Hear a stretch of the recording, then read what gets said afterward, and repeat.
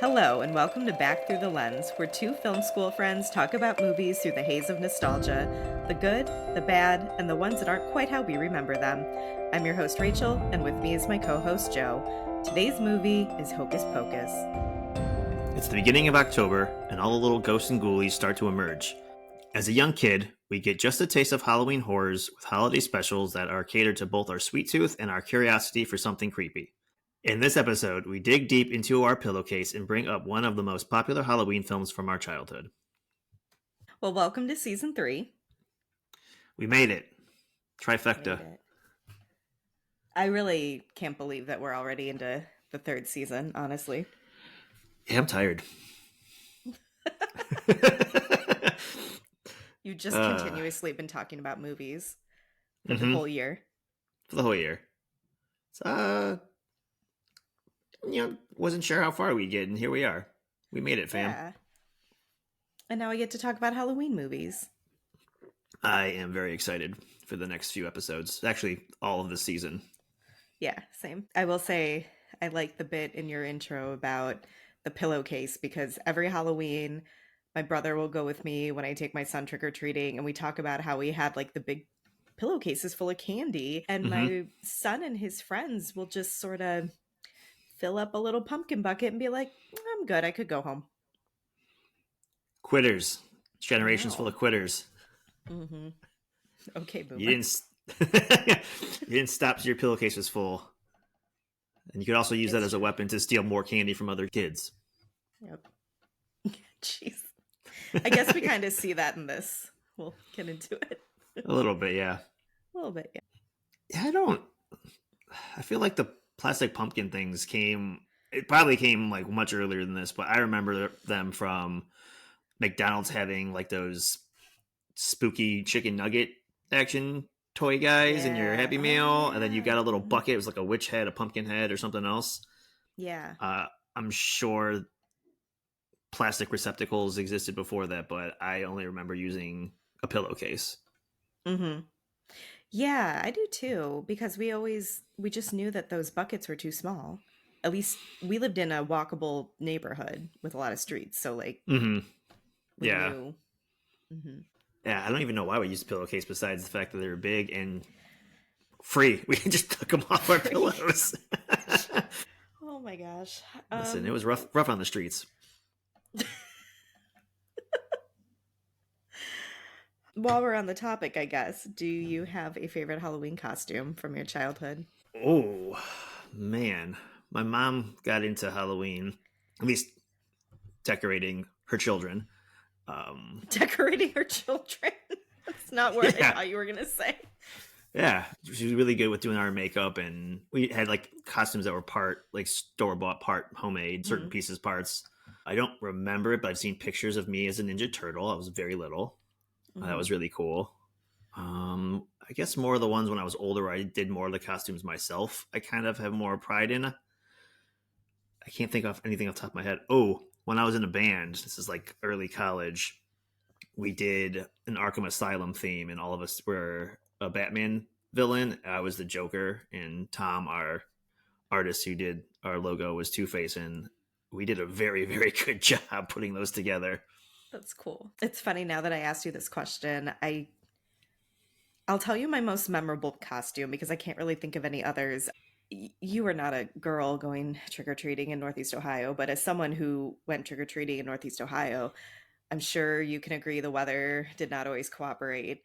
Mm-hmm. I always wanted to be like whatever Disney princess was popular at the time, and I was never allowed to because it would be too cold to wear a dress or something like that.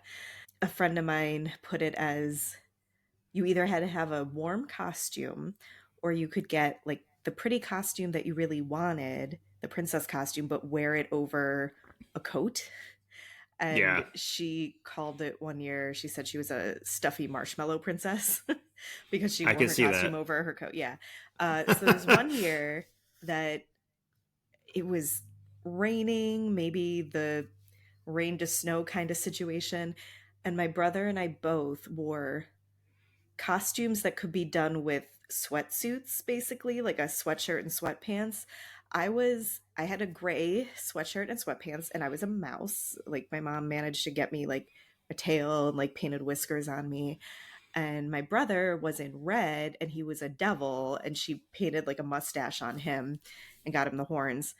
And I guess all I can say is this was just the epitome of trick or treating in Cleveland. Mm-hmm.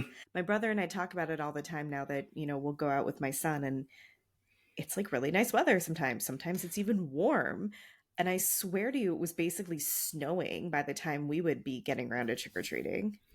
Alrighty. So, that all being said, today we are talking about Hocus Pocus, directed by Kenny Ortega, released July 16th, 1993, rated PG.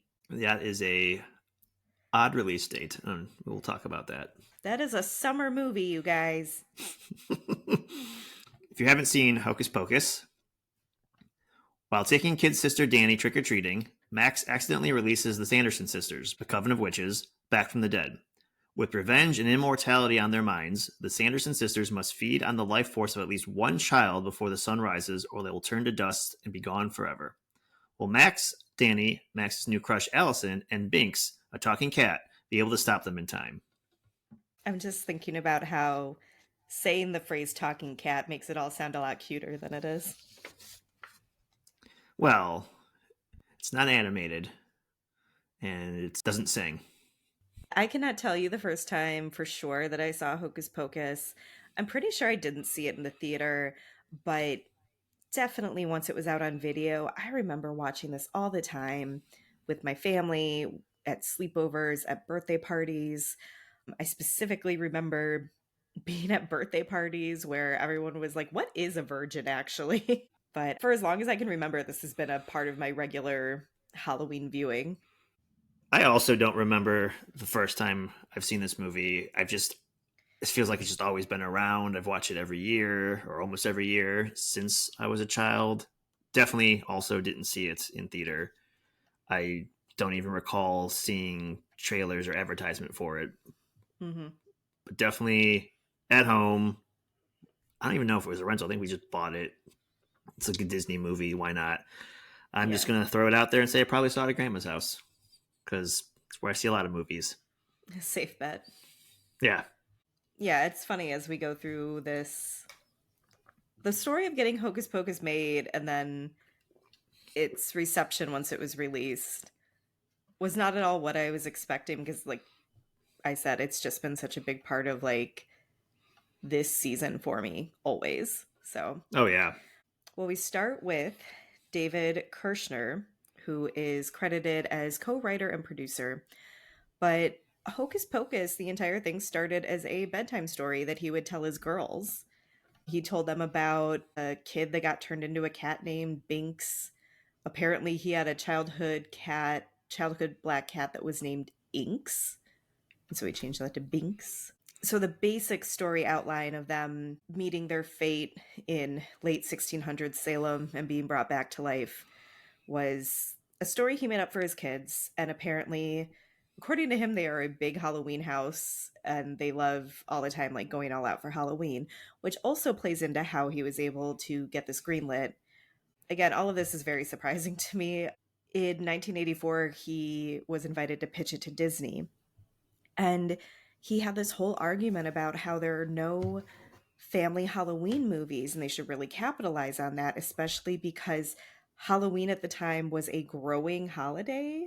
It's Hmm. weird to me to think of a time that Halloween wasn't a big deal, but also I was a kid. I was born in 1985. I can't remember a time when it wasn't a big deal, but maybe it was just a big deal to me as a child. Right. Yeah. Huh. That is kind of weird, but I feel like maybe like it's growing holiday as far as like to capitalize on the children because those Hmm. horror movies have existed and come out in Halloween for years, and there's Oh, of course, yeah. adult parties have been happening. But I think to really, you know, make Maybe more as a money. family holiday, it was getting more popular. But Yeah. he did, cite statistics about how much money was being spent year over year on Halloween celebrations and whatnot. And apparently, he and his wife had gone all out and like decorated this room where he was going to be pitching with all these Halloween decorations. And there was something about them having a big bag of candy corn that they slid open. And he described this as so that the Disney executives could smell their childhood Halloween celebrations. And he was very adamant about this open bag of candy corn. I mean, Um, you get a lot of memories through the olfactor, so I get it. I appreciate that. I think it's just funny because we are now in a time where there are all these memes about that being the worst of all the Halloween candy. Oh yeah, no, I'm not saying candy corn is delicious, but there is something about seeing and smelling it that means Halloween is near. Hmm. I'm pretty sure that they've stopped making candy corn. I think it's just the same candy corn recycled every year because nobody eats it. But I should point out, up until this point, apparently Kirshner had developed the character of Strawberry Shortcake, the cartoon character. Do you know what I'm really, talking about? yes, I do. Um, I listened to an interview with him, and the guy mentioned that David Kirshner could have retired and taken care of his family on Strawberry Shortcake alone. So good for him. I specifically remember having a pair of Strawberry Shortcake roller skates when I was a kid. It's not something I I thought about for a long time. yeah, I didn't even remember that existed until you just mentioned that. I can see it in my head. I don't know if my sisters had anything like that, but I remember seeing the cartoon here and there and seeing the like merchandise and Toys R Us. On the complete opposite side of things, he also developed the character of Chucky. This guy's kind of knocking it out of the park every time he steps up to the plate here. I know. Quite an enviable career, honestly. He also did The Pagemaster, which, at least in our house, that's a pretty big movie for us. Put that on the docket for future seasons. All right. All right. So David Kirshner got the green light from Disney, convinced them, Halloween was a good and profitable idea, I guess. He had just done the animated movie An American Tail with Steven Spielberg. There was a story about how David Kirshner had originally pitched An American Tail to Jeffrey Zucker, and he said, "Who the fuck wants to see a movie about a Jewish mouse?" Because if you're not Whoa. right. If you are unfamiliar, American Tail is about, in fact, a Jewish mouse. He's named after Steven Spielberg's grandfather. I learned that while looking into all these things. Apparently, when An American Tail did well, Jeffrey Zucker sent David Kirshner some sort of gift, and the note said, "Okay, apparently a lot of people want to see a movie about a fucking Jewish mouse." I mean, I did. The movie's great. Right? Yes. So, this is part of why, they trusted him to go forward with this. Disney, that is. Jeffrey Zucker, I guess, lost his chance. It was originally moving forward titled Disney's Halloween House. And from what I understand, the original renderings of the actual Halloween house were very Victorian looking. And then they realized that wouldn't work because of the whole Salem setting and what things looked like then. But once he got the green light, he partnered up with Mick Garris, who is credited as co writer. Mick was working on a TV series called Amazing Stories, which was produced by Spielberg. They basically started a working relationship through their Spielberg connection. Why are not you only does laughing? not only does Spielberg come up 1,000 times in these conversations, is either directing or producing, or someone's just making connections through him to get other things made. Mm-hmm. Yeah. I wanted to point out that Mick Garris has a pretty solid horror background. He directed the original miniseries of The Stand. He also did the Shining TV miniseries with, do you remember that one? I Oh remember it yeah. coming out when we were kids with With like the guy from Wings was yep, Jack Torrance. Yeah. Steven Weber, Yeah. Stephen Rebecca King. Romaine. Yes. I forgot about her being in that. Wasn't it because Stephen King didn't like The Shining? The original movie The of Kubrick Shining? version, Yep. yeah, Yeah. yeah, notoriously hated that one, which is, unfortunately, it's a great movie. I think the Kubrick Shining is great. Mm-hmm. Not as accurate to the book as maybe Mr. King would like. And then they did the TV version, and that was more accurate, but maybe not as grandiose. So I don't know. You could pick and choose. I like Mm-hmm. both for different reasons.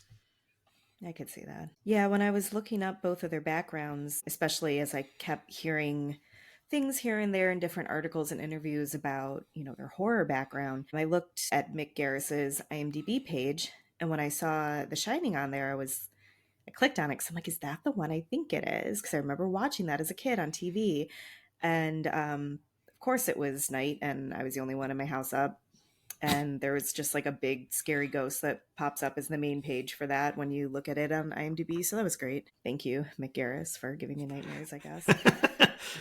How are we going Okay, to so get through the first 5 or maybe the next 4 episodes this season without killing you? I watch things in the daytime, not when it's night and I'm alone. Oh, okay. Okay. There's a plan. Good.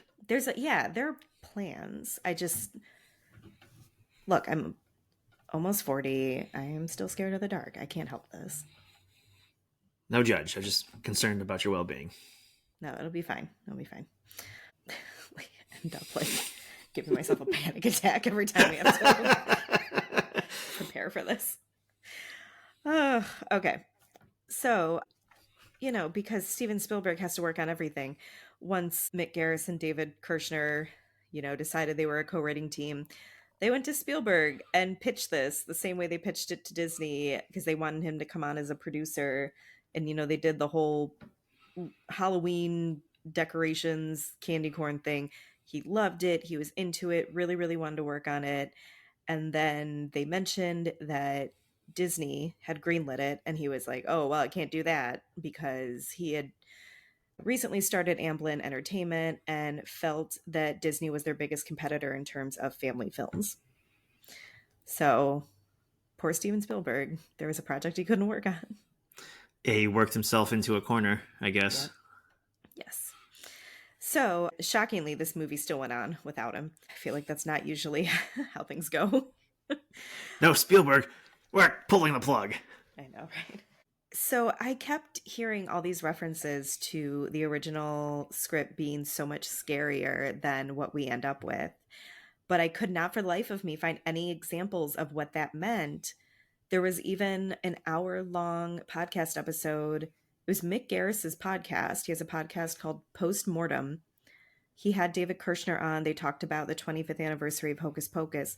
They were all laughing about all their horror backgrounds and how originally Hocus Pocus was going to be a lot scarier and a lot darker. But then no one decided to share any details about what that would have actually looked like. I find that funny because the whole beginning of this Hocus Pocus tale Mm-hmm. it started off as a bedtime story, right? Right. To his own children. So how dark, was Yes. he scaring the shit out of his kids before they went to bed? I was curious about that too, but I also feel like he probably knew his audience, I guess.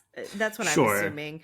And, it's easier to put more in there when you're writing a, 90-page screenplay with a team. Yeah.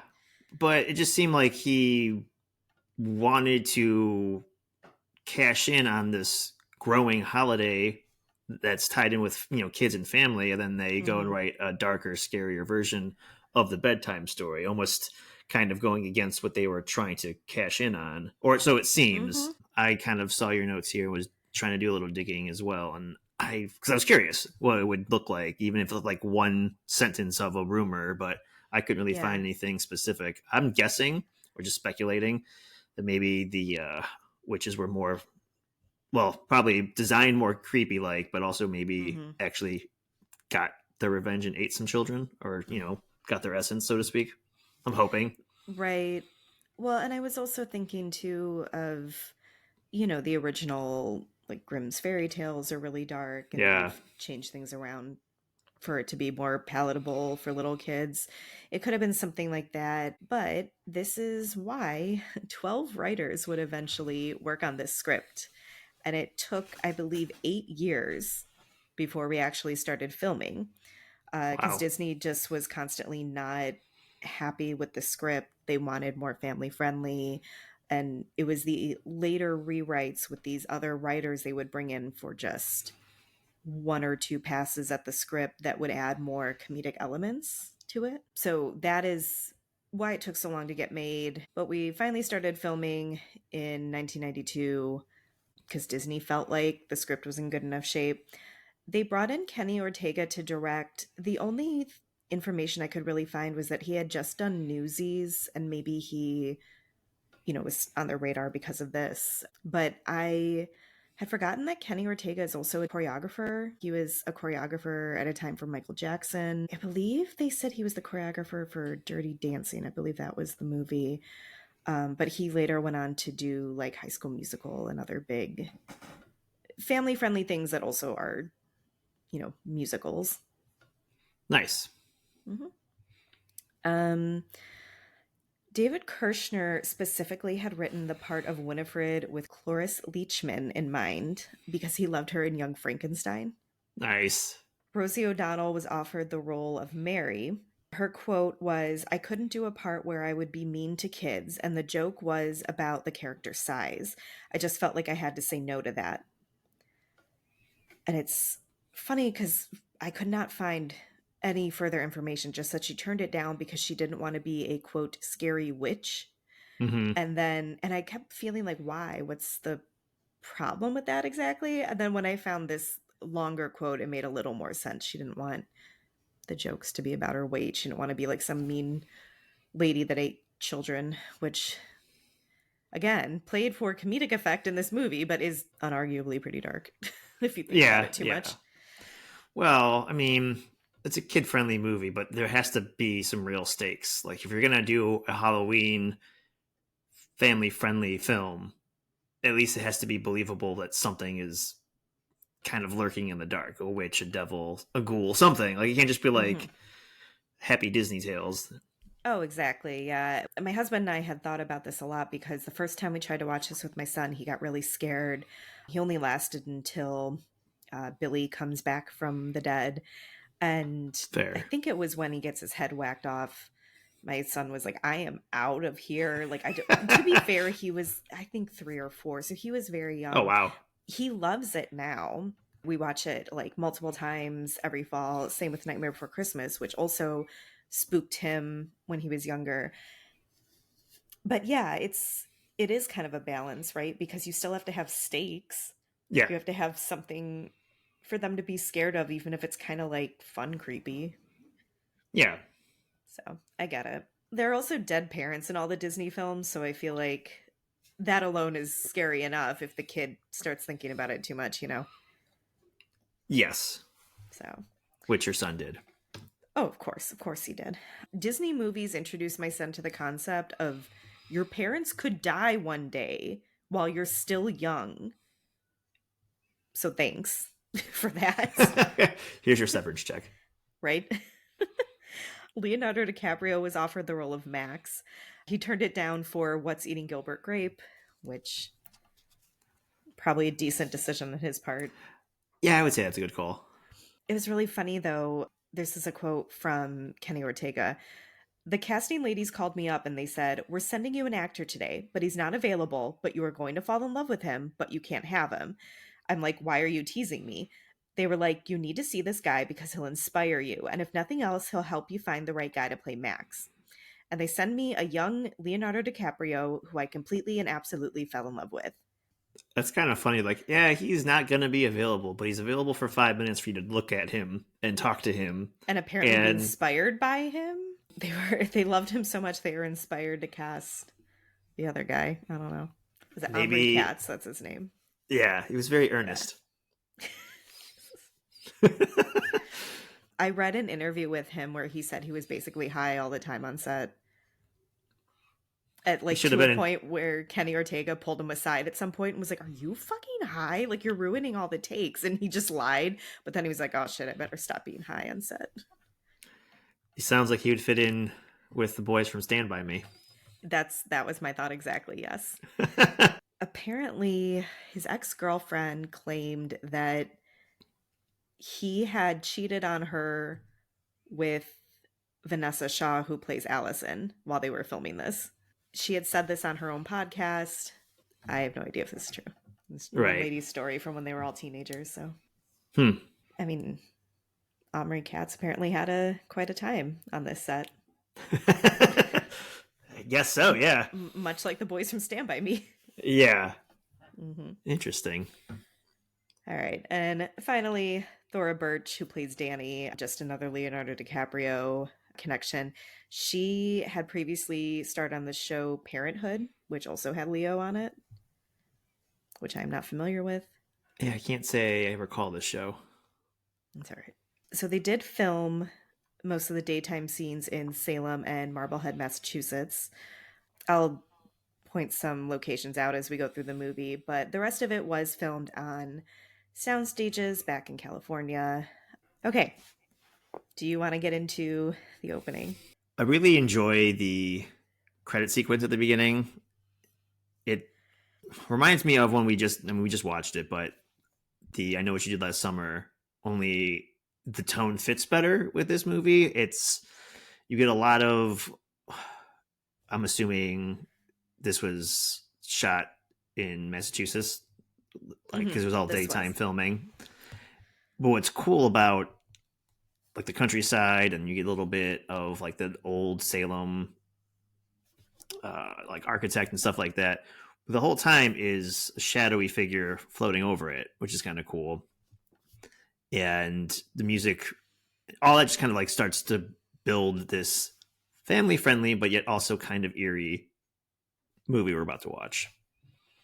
The tone is Yeah, set, and I enjoyed it. I totally agree with that. I had the same thought back when we watched I Know What You Did Last Summer. That opening where they're kind of like flying over the water and the cliffs, all I could think of was Hocus Pocus, to the point where I expected to see a shadow like you do Mm-hmm. in Hocus Pocus, as if there was really something up there. But this whole opening, the whole what 19th, or I'm sorry, 1690s Salem, it's this, they call it a living history museum. It's called Pioneer Village in Salem, and it's meant to be like a working village. It's on a few acres. How Salem would have looked like in 1630, at least according Okay, to Pioneer Village website. But yeah, basically the filmmakers, when they were scouting locations, they found out this existed and they were like, okay, well, there's an entire village here. And they made a comment that for whatever reason, they were saying you wouldn't be able to do it now, but they were running it like a real village with, like, setting fires and all this stuff, and they really let them use it like it was being lived in. that's pretty cool. I mean, it's smart Hmm. also to use that when you're at least for what 5 minutes of film. Yeah, it's not really in the movie that much. But from what I understand, looking at their website, Pioneer Village, they actually have like actual gardens where they grow crops that people would have grown at this time in Salem. And so that's where I guess the living history aspect comes in. But honestly, it sounds really cool. And I kind of want to go Uh, see it now. yeah, me too. And what I like about this intro versus the last summer one, this one had a point, I think, to the flyover. Like again, with the shadow of presumably at least one of our sisters here, and like so Yes. you're basically tracking one of our villains. The other one was just like this weird, creepy, low angle flying Yeah. over water, crashing onto a rock. I don't know. Well, yeah, because this ends up being a point of view shot from, Mm-hmm. like you said, at least one of the witches. It makes sense. And that's really why like I said, I couldn't help thinking that. And I Know What You Did Last Summer, it was like, why are we swooping around? Like, who's, and maybe it's because I watched Hocus Pocus so much. Like, it's just Probably. like my personal bias, but I couldn't help feeling like it was so out of place. Yeah. I Yeah. also like for this film the cottage design and the witches. They aren't too over the top, being a Disney movie, being, a child movie. I think they were kind of subdued, but yet still very colorful. I love the bold, like Crayola marker, bold colors that they are, the purple, red, and green. Hmm. There was actually a bit that I read. I believe it was Kenny Ortega remembering conversations he had with the costume designer, specifically that you can't just put Bette Midler in a plain black dress. Like, there has to be some color involved. The costumes have to be a little more interesting than plain black. And then apparently Bette Midler had separately said the same thing. Like, I'm not going to wear just a plain black dress. Right. And that was part of what led into her costume development specifically. I believe they had already planned on Mary and Sarah being a little more colorful. Okay. I was going to Sarah, ask, like, that wouldn't make sense if they were all in black, right? we'll write that too. Sarah specifically, they mentioned her outfit was kind of a riff on Sleeping Beauty, like the Disney, like Princess Aurora, Okay. which I could actually see, Yeah. Hmm. especially with her hair. Yep. Speaking of hair, this watch, because, we take notes and I overthink things. I've Hmm. seen this movie a bajillion times, probably watched it last year, but made it like other weird connections. And Winnie's hair, I don't know if it's the shape and or color, but kind of gives me Queen of Hearts from Alice in Wonderland vibes. I don't know I could why. see that, yeah. Kind of her whole persona in a little bit, like the way she does things and yells at everybody. Hmm. This was just a silly note that I had read somewhere that we'll get into it a little bit later, but part of the reason the release date was in the summer is that they had Nightmare Before Christmas coming out the same year. They didn't want like to Hmm. compete with it necessarily for Halloween attention. Someone pointed out that Mary's hair looks like the hill in Nightmare Before Christmas. I always wonder what the deal is with that. I just thought it was weird and kooky. I mean, I don't think it was on purpose. No, it is It's now. just so funny. I mean, that's all I'm going to think now. So, yeah, I feel like we're setting our scene very well. We are world building very well, I guess. I don't know how else to say it. But we were introduced to Thackeray Binks. Thackeray. Why is this his name? Well, I looked it up. It's not an uncommon name from back then. It's English, so I guess it makes sense being in Old Salem. They brought some of those names over, but it's hard not to like giggle because it sounds like you're saying Zachary, but you have a A swollen tongue or lisp, yeah. something. Yeah. Not even a Yes. lisp. It just sounds like you bit your tongue and it's healing. It's like too big for your mouth, and you're like Thackeray Binks. There was actually a time when I was in college that my tongue swelled up for like a week and I sounded like an idiot. I Mm. never found out why. They were like, think Oh, about everything you've eaten this week. What out of that have you never eaten before? And I was like, nothing. So, yeah, it really hurt. My tongue didn't like fit in my mouth for a week. But this kind of makes me feel better that it was an actual name in use back then because, or else it would be like extra stupid. yeah. I did see it was a lot of last names, which just makes it weird a little bit. But I guess it did Yeah, come over from England, and I'm assuming eventually turned into Zachary. But maybe I'm just connecting dots that aren't there. maybe. I can't help but feel like maybe he also felt this was stupid because then when he's a cat for 300 years, he goes by Binks and not Thackeray. I can't even say it without laughing at Well, that was his human name. He's that life is gone. it. Life is He's just Banks now. so yeah, Thackeray's a dumb name. But basically we see that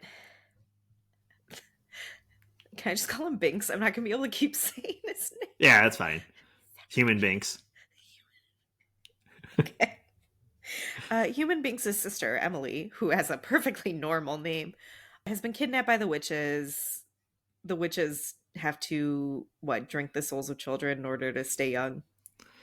Well, they make a potion for the children to drink, and then they like deeply inhale their essence. So I guess maybe their Yeah, soul comes out. I don't know. They don't really. It's a children's movie, so they don't actually physically eat or drink the children. They just breathe them in deeply, which is maybe just as breathe them in creepy. deeply. Yeah. Yeah, well, they have like a white shimmery thing around them. Yeah, Peak drink this special potion. effects. Oh yeah, that's some good children right there. That is actually how they sound, I've been though. practicing. They really do like breathe in the children. You're not wrong. Jeez. I need a Okay. moment to catch my breath now. Yeah. Okay. Okay, that was good children. Oh my God. Long story short, they drink his sister Emily, become younger. I guess there's kind of a point I noticed this rewatch where they're like, well, we're not there yet. We're not like where we want to be or whatever. But Thackeray fails to shut up. Save. I see your face every time I say it. I don't know what to do about my face. He fails to save his sister, ends up getting turned into a cat in the process. Not to be a dick, but he didn't really do a lot to try to save Emily. He literally just He shouted no. like after the fact, you're like sitting there watching the whole thing. And granted, like he's also a child, and Yeah. there's these scary witches, but he kind of just froze. I mean, I kind of noticed that too. Maybe he's trying to figure out what to do, but yeah, yeah, I don't know. Once he finally just stands up and shouts no, it's like, I don't know, kid, what did you think you were going to be able to do against three witches? But Also, you good gotta do point. something. So I don't Yeah, know. But yeah, so the three witches are hanged. But before that happens, Winifred sets a curse saying that if a virgin lights the black flame candle on Halloween night, or on a on full All moon, Hallows Eve, huh? and a full moon. And a full moon. Okay, gosh, I forgot about that part. So there are a lot of circumstances that have to line up. You think she would have made this a little easier on herself? Yeah, the full moon on Halloween is already like cool, and I get it that everything lines up. But why make it specifically like a virgin? It's like you're already kind of limiting your odds here and getting a full moon on All Hallows Eve. Yep. Yeah, I don't know. Yeah, yeah. That is something that sticks out so much about this movie. Just we're talking about virgins a lot In a Disney movie, yeah. in a Disney movie. Yeah. When they were hanged, you get to see like obviously some of the knees down because it is a Disney movie. And I feel like Winifred's got some Wicked Witch of the East leotards on. They're not quite the Mm. same colors, but actually the green that she's wearing kind of made me think of her sister from the West. But the shoes, the stockings, everything kind of, I don't know if that was intentional or just my Oz brain in overdrive, but something I noticed this time around. They honestly, they could have put in nods toward other witches or like Disney characters or whatever. Because, like they said, Sarah's looks like Aurora. They could have been putting Mm-hmm. in nods to other things. Yeah. So this always broke my heart, honestly, though, that, after the witches are dead and the townspeople are like, oh, whatever, they stupid curse, like, let's forget about them. He's kicking, he's kicking his cat son away, telling it to stay away from him. And, like, so his whole family didn't know where he was or whatever became of him. Right. But Max and Allison's high school teacher knows that Thackeray Binks is a cat. Does she know she's a cat? Because she kind of like it transitions to her telling the story, and it says, or sorry, she says that no one ever knew what happened to Oh, Thackeray. that's right. Because she doesn't actually say, Yeah, like, poor Zachary Binks, he was turned into a cat. Yes, you're right. because Okay. then the cat has to explain to us later what happened. Okay. Ugh, I have problems with it. We'll talk about it as we get through it. Um, this classroom scene, though, where basically, like you said, we transition to the high school teacher telling the story of the Sanford sisters. Is that their name? Sanford? Not Sanderson. Sanford. Sanford and Son and Sisters. Max scoffs because he's just moved from LA and he's too cool for Halloween. Right. But he says, you're all into this black cats and witches and stuff, which is already stupid anyway. And then the teacher goes, stuff. And like, it's just so cheesy. Just like how offended this teacher is, and then how she delivers that line. Yeah, I mean, L.A. Cool Hollywood Max just kind of categorized all the rest of Halloween as stuff in Salem, Massachusetts. So, I can Oh, see why she'd take some. They make a lot of money on tourism. So, although she's a yes. teacher, so I don't know if that has anything to do with it, but it's part of their identity. So I kind of get Yes, it. yes. Actually, according to the writers that I listened to the interview with, when they originally went for scouting, there's a march up to Gallows Hill to commemorate the actual women who were killed during the Salem witch trials. that occurs on Halloween. So even before maybe it was this huge Halloween tourist destination, they still did a lot of memorial type stuff centered around Halloween and like historical stuff. So yeah, that all being said, like you said, this teacher probably isn't benefiting from the tourism, but it's still a big deal. Also, just having heard that little bit about Omri Katz being high for a lot of it, I like to think this is part of when he was high, when he's just like a slouchy teenager, like not caring about anything. He was method acting, getting into the role. Yeah, I totally get. exactly. Yeah. I also couldn't help thinking, especially, now that I'm older, Max hating Halloween is a very like Hallmark movie kind of setup for a holiday movie. Like, Oh yeah. I don't believe in Santa Claus. All right, well, we'll put you face to face with Santa Claus and then see how you feel. Yep. Yeah. Witches aren't real. Oh no, I gotta save my kid sister. Yeah. And then Alice gives like a one sentence historical background on Halloween, and everyone applauds. Yeah. I will say I do kind of like the goal of Max when she says that it's like, oh, All Hallows Eve and anything can happen and people return from the dead, and he just like gets up and hands her a note, and it's his name and phone number, and so he's like kind of obviously hitting on her, Yes. but he's like, if Jimi Hendrix returns, give me a call. Like, what the fuck, dude? Also, like, he has a lot of nerve considering he just insulted the entire classroom. That's And what then I'm he's like, saying, though. by the way, call me. Yeah, but only if Yeah. Hendrix returns. Yep. Only. Yeah, because she says something about, I don't know, back in pagan times, it was like when the veil comes down. Yeah. I think the next scene is where we see Max like biking through a cemetery. That's when he runs into the bullies for the first time. Yeah. That cemetery is an actual like historical site in Marblehead. I think it's called something very literal, like the cemetery on the hill or something like that. But as someone who's a history buff, like I'm very interested in actually like going out and visiting all these places. I want to go to the Living Salem Museum and see what people grew in 1630. I Then think I it'd can be go to cool. the cemetery on a hill. Yeah. Yep. But I don't know. The bullies are so stupid. Like I just hate their existence. Um, Well, yeah. But if we didn't have bullies, we wouldn't have many antagonists in movies that are always over the top. just like these are really over the top. Do you feel that Ernie, who wants to go buy ice, do you feel like that has anything to do with Vanilla Ice? Is this the right year for that? I don't know if it's the right year, but it's definitely the right vibe. Okay. It's a vibe. Um, Vanilla Ice yeah. is a vibe. Oh yeah. I Uh, also watched a lot of Power Rangers growing up, and these two kind of remind me of a different version of Bulk and Skull.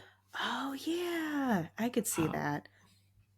Yeah. Wow. I haven't thought about, like, I've thought about Power Rangers, especially because there's some, like, new dinosaur version my kid watches, but sure. have not thought about the bullies from Power Rangers in a really long Just time. even like how they're dressed differently, like the skinny one with the leather, and then the Mm-hmm. bigger guy, kind of more of like the we actually will see this later on, but like kind of the suburban rapper type vibe. Yeah. Yeah. Like you do. Yeah, Yeah. So Max gets home, storms into the house, yells at his parents for making him move there from LA. And I always thought his parents were so funny. They have like really minimal screen time. Supposedly, according to the writers, they had to cut a lot of moments with the parents just for runtime. But he comes in and the mom says he wasn't wearing any shoes. And the dad says, well, it must be some form of protest. Like, I don't know. Their dad is so like nice and clueless, I feel, throughout this movie. sorry, the way you said that kind of like he's nice and clueless. He's not. That's not the dad in Clueless. My bad. I was like, what? Too many Um, references. yeah, yeah. The bullies steal his shoes, by the way, because he Right, didn't yeah. have. Sorry, I forgot about that part. Yeah, he didn't have money or cigarettes. I don't know why they just didn't take his bike, but He doesn't have money or cigarettes, or he's probably high, so. right. My little connection here is the dad is one of the lower tier bad guys in Dumb and Dumber. Oh my gosh. I remember very little about Dumb and Dumber, I'll be honest with you. Danny, Max's younger sister. Supposedly she's 8. Mm-hmm. You I don't just think don't. she's 8? I mean, I have an 8-year-old. Yeah. I don't know. She seems older to me. Well, because she's 9 in Shut real up. life. Shut up. She is not. Yes, she is. She was born 9 years prior to this film coming out. I looked it up when I saw Dang. your note. I Yeah. don't know, man. She a mature 9. I don't know. Yeah, what happened to Thora Birch? Did she like stop acting? She was in Now and Then, American Beauty, probably something else. And then I haven't seen her in a very long time. Fair enough. I did like when Max does agree to take her trick or treating, and he's just angry and doesn't care about this. He's wearing his regular clothes and a baseball hat and sunglasses, which, by the way, at night, he's wearing sunglasses at night. I don't even know how he could like see doing that, but also I guess I'm like old and my eyesight's getting worse. But his dad is just completely oblivious to him not wanting to do this. He's like, "Oh, what are you supposed to be?" And he says a rapper. And the dad's like, "Oh, well, shouldn't your hat be backwards?" Something like that. Yeah, sideways. Yeah, Turns yeah. it sideways, yeah. Yep. So, yeah, eventually they get to Allison's house, unbeknownst to either of them. Yeah, they see this big house, like rich people, and they both get excited because, it's going to be a good haul. And then they just let themselves in, Yep. which is, I mean, I guess I guess there's a party going on. So I'm assuming that the door's unlocked for the guests to come in and out. Mostly they're adult guests, it seems like. But yeah, just kind of weird that the kids don't know that. They obviously don't even know Allison lives there because they just moved from LA. And they just let That themselves too, into someone's yeah. house. Yeah, I've always wondered about that too, but also there's a completely different part of this scene that bothers me. This is the only time I've ever heard anyone refer to breasts as yabos. Yeah, I'm pretty sure that's accurate. Although I don't know. Maybe there's another movie, but I might be making it up. But for sure, if someone said Yabos, I'm thinking of this movie. For sure, but I've also never heard anyone say it. No, no, no, no, no. No. I'm just saying. I think what's the crazy part is it's coming from the 8/9-year-old. Yes, that's weird too. Yeah, I don't know. This already was probably as a little kid like the first time I like was introduced to the concept of virginity, to be honest with you. And then also you have such a strange word for breasts that you can't not like have that stick out. Yeah, and what's weird too is she's actually recalling what Max calls them because she's like, Mhm. "Oh, that Mhm. dress would never fit on me because I don't have what does Max call them? Yabos." I'm like, "Oh my god, this is Yep. horrible." Yeah, this 8-year-old knows way too much about Yabos, virgins, her Mhm. brother being a virgin, her brother's turn-ons. Like, this is a weird situation here that I don't really fully Yep. like. Easily, Danny could have accidentally lit the candle Yep. and we would hope that she also at 8 years old is a virgin. Right. But like the fact that she knows her brother still is, and like borderline berate, like he kind of gets berated a little bit by it or for it, I should say, and that part is weird. Like I would get like the bullies maybe making fun of him or something like that, but like Mhm. his 8-year-old kid sister who he's forced to take trick or treating, it's like, oh, my virgin brother lit the candle. Ugh. Yeah, but I had that thought too when later, when they run into well, it's a fake cop on a motorcycle, but they think it's a real cop. And his sister's like, he lit the candle and he's a virgin. And the cop's like, "You're a virgin?" And Max is like, "Oh my God, I'll get it tattooed on my forehead, okay?" And Yeah. I feel like everyone's so obsessed with this concept. And like, again, for me as a kid, like when I would watch this at parties and stuff, I specifically remember being at a birthday party and someone asked the mom that was Mhm. hosting the party, like, "What is a virgin?" And obviously, you don't want to be like in charge of explaining, potentially sensitive things to like random children who aren't yours. So she just said it was someone who's not married, which was like my Ah, 1994 explanation of that. very nice. Um, yeah, but I don't know. It's just such a strange thing to fixate on for like a family movie, it seems. Yeah, I'd be fine if like it happened to be when he lit the candle, like, oh, why'd they come back? Are you a virgin? I am. I didn't know. Like, whatever. Like something kind of like you can mention it and then throw it away. But no, it kept coming up, and it was again Yeah, it kept coming up, and in a way that sort of made me feel like Max should have been embarrassed by it as a 15-year-old guy, like a guy right. specifically. Yeah. But I don't know. But yes, like you said, Danny knows too much about all of this. Mm-hmm. And also, back to my original point, just the word yabos has bothered me since 1993. Mm, Like, I very can't, nice.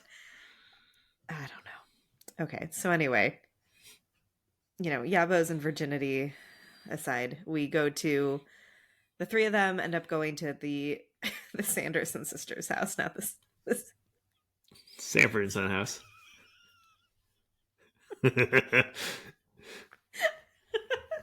Okay. Anyway, there was some quick aside where Allison said her mom used to work there or something because it's a museum now.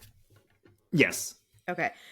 I guess supposedly this is how they get in or how she knows how to, I don't know, like get the door open. Watching this back in my older age, I'm kind of surprised the townspeople didn't like go burn their house down or something like back in the 1600s. I never thought about that, but that does make sense. I guess they thought they were done with them after they, hung them up to dry, and they didn't come back for 300 years. So why would they even care? But yeah, I guess it's a point of darkness, and darkness Mm-hmm. usually attracts other darkness. So I guess I probably, if I thought about it, would think the same thing. Like, just burn the damn house down, and if they do come back, they're going to come back to nothing, a mall maybe or something. Right. I mean, I could appreciate how, in the 90s in Salem, you're like, let's preserve this historical site. But it had also been so far out that it's just like a funny story now you tell at Halloween. Like, I'm just Yeah, surprised the God fearing, like, townsfolk. colonialists, Yeah, yeah, like, weren't like, okay, also burn down the devil house. So it's all I'm saying. yeah, it's a good Uh, point. yeah. So in the end, the Virgin lights the candle because he doesn't believe in anything and wants to look cool and nonchalant, I guess. Yeah, But I do like how Max says it's just a bunch of hocus pocus and then lights the candle. Like, I don't care that it's cheesy. I don't care that it's the meme of like, oh, they said the name of the movie. It's just a good little bit. listen, it took 12 writers 8 years to get that line in there. Damn right, you better like that cheesy scene. It is good though. I do like it. Hmm. It's also like a kid-friendly Disney movie. You're supposed to kind of have those moments. If not, I Hmm. feel like you're missing something. Especially if your Yeah, target that's audience is true. children, like they want to hear that. It's like listening to a song and hearing the title of the song and the lyrics. Like, oh, I Hmm. get where they got that title from. Like, yeah, it's very obvious, but Yeah. sometimes it works, and it works here. Yes. So very quickly, this all happens where Binks the cat jumps out onto Max, and we see that Binks can talk, and Max is all wide eyed about it again, probably high, who knows. Or thinks he is. Why, or thinks he is, right? Why can Binks talk now? Well, first of all, why didn't Binks, sorry, the feline Thackeray, why didn't he jump out? Why didn't he jump out and stop him from he like attacks Zach, or sorry, he attacks Max after he lit it. Why didn't he like jump on him prior? Oh, that's a good point too, I guess. And Yeah, maybe he because was we like, see the cat kind of like watching them. yeah, maybe he couldn't get in the house or something. He is just a cat after all. To my knowledge, though, or to my guesstimation, to answer your question, is he can talk now because he had 300 years to practice. He couldn't like tell his dad, "Help me, I'm Thackeray the cat." At first, because he just became a cat. He probably even know how to purr yet. So like he evolved.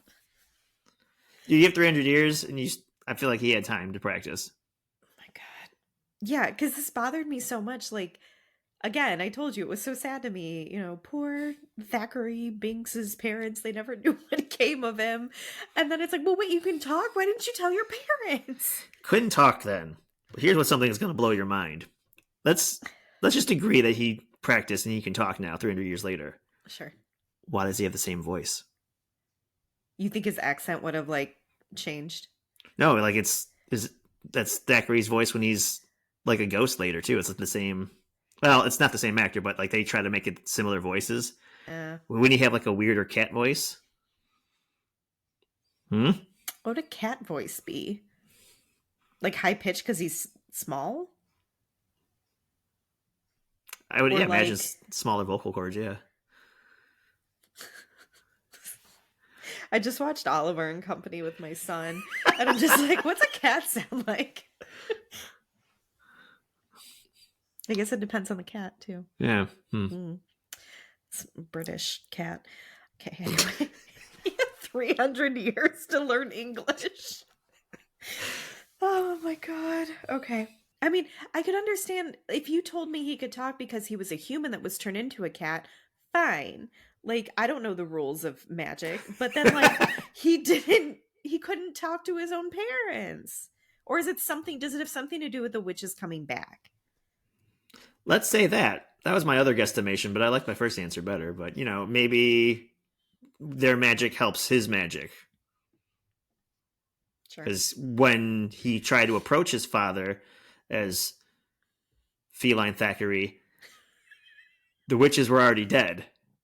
They were hung, so he was Right. just a regular But he black was cat. still a cat too, though. Yeah, yeah. I don't know. There's Spent way too long talking about this. Yep. How come when they came back they weren't old like they were before they had Emily's essence? You figured like 300 years later do they like look as fresh as they did when they died, but they're Maybe that still was not the young enough? spell. Okay. Because then they said like if they don't like snort more kids before sunrise, they're gonna get old and die or something. Yeah. Those are the rules in the movie, right? Yes. I like how instantaneously they come back too. It's like he lights that candle and they're there. I do like that how they come through the door. Mm-hmm. I like it. But yeah, they have a whole. Okay, I want to point this out though. They know immediately that Danny is a little kid, dressed up as a witch. But then later, when they're trick or treating or they get, put into the middle of the trick or treating, they're all like, oh, what are all these like ghosts and goblins? And they're like, oh my God, they're children. It's like, what happened there? Did they know Danny was a... Yeah, because Winifred's like, oh, such a pretty little witch. And she like swallows before she says witch. So you know that she's joking. Yeah. I don't... Because it wouldn't be funny. I don't know. That's Sure. Yeah, because their reactions are to all the trick-or-treaters are just pretty funny. Yep.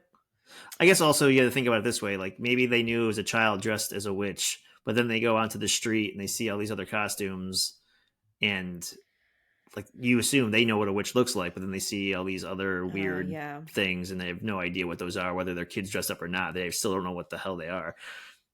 Like half the time, if I pass out candy, I'm like, what are you supposed to be? A what? You're right. What kind of Pokemon are you this year? I don't understand. Like, Mm-hmm. I mean, they did think Gary Marshall was Satan, so. Well, yeah. Mm-hmm. Okay, so maybe their like radar is a little off. Yeah. Well, they need some children to inhale, so maybe their brain will get a little better. Okay. Anyway, I did think it was funny that Max he sets off the sprinklers. I personally, my favorite jokes throughout this whole thing is like the witches not understanding modern life. Right. Anytime they're confused about stuff, I personally find that very funny. So yeah, they thought the sprinklers going off was like death rain or something. Yeah. They're terrified of the fire truck when it comes by. That made me laugh. Or still makes me laugh, I should say. Mm-hmm. I like when they don't know what the paved road is and they shove Sarah onto it, like assuming she'll drown. Yeah. You had a note here about the way they walked. Yeah, I always thought it was like cool when they get into like, I don't know, serious witch mode and they're like hunting children or I don't know, I feel like they are the Three Stooges of witches, except for when like serious shit happens. They like don't link together, but they like move as one, almost like snake-like back and forth. I always thought that was cool. So actually, Kenny Ortega, I read an interview with him, the director, where he said that he kind of choreographed that similar to how he would choreograph a musical. And the score kind of worked with their walking, like how you would. Have you ever seen like an old timey musical where the score kind of like is making certain sounds when they walk or like when they move backwards? It'll be like, "Brr," like Yeah, that. That's kind of what they all had in their heads, I guess, when they were creating this walk. nice. It works. It does, yeah. Because yeah, that's to me that's one of the things I always think of is the way they all walk together. Hmm. We get to the kids run to a cemetery. The witches can't follow them because it's hallowed ground. This is important later. But Winifred brings her ex-boyfriend Billy back from the dead to like chase them inside the cemetery. I just think it's interesting that Billy had cheated on Winifred with Sarah, played by Sarah Jessica Parker. In the First Wives Club, Bette Midler's husband leaves her for Sarah Jessica Parker's character. That bitch. Yeah, I know. That's a weird that happens twice in two movies. Yes. Hmm. Billy is played by Doug Jones. I love Mm-hmm. Doug Jones because I always forget what he looks like because he's a great character actor. Mm-hmm. Usually he's in some sort of makeup or prosthetics because he's just a very long, lanky kind of guy. You see him as a lot of weird characters, Pan's Mm-hmm. Labyrinth, Hellboy, etc. He was also a vampire in What We Do in the Shadows, a TV show. Actually, not Oh. super decked out. He was one of the older vampires. But yeah, I love Doug Jones, Mm-hmm. and I don't think I knew who he was. I'm pretty sure I didn't know who he was as a kid, but I realized I've Mm-hmm. seen almost everything he's been in on accident. Like not like I'm going out watching or looking for Doug Jones Mm-hmm. movies. He's just everywhere because he's so moldable. Mm-hmm. Yeah. He was the monster in the Shape of Water. Yeah. Yeah, a lot of he's been in so many things that like I didn't even realize until looking into, people's backgrounds for this episode. One funny thing I learned is that one of the writers had spotted him in something. I want to say it was a commercial, but they really wanted him for this part. So they ended up bringing him in as like a model for Billy's costuming and makeup. And I think it was for the head because, there's the scene where he gets hit with a branch and his head falls off. They had modeled that around Doug Jones's actual body, and the director, I think it was the director, maybe the producers, were so happy with how it looked. And they're like, this is great. And they're like, okay, well, it's totally proportional to this guy named Doug Jones. So if you want it to look like this, you need to hire him for this part. And like, that's how they got the part. Hey, Yeah. So I believe I read too that he was a contortionist, like a working contortionist before he got into movies. I mean that doesn't surprise me. Yeah. To me, his movements, then, of course, he's a reanimated corpse, but he gives me a lot of Scarecrow from Wizard of Oz vibes, how he's just kind of like clumsy and almost looks like a drunk baby, how he walks. Mm-hmm. Yep. A drunk baby. Yeah. You ever seen Drunk Baby Walk before? Come on. We touched on this before, but there's a scene where the, witches, they take a bus, don't know what a bus is, take a bus anyway, to a neighborhood where the kids are trick or treating.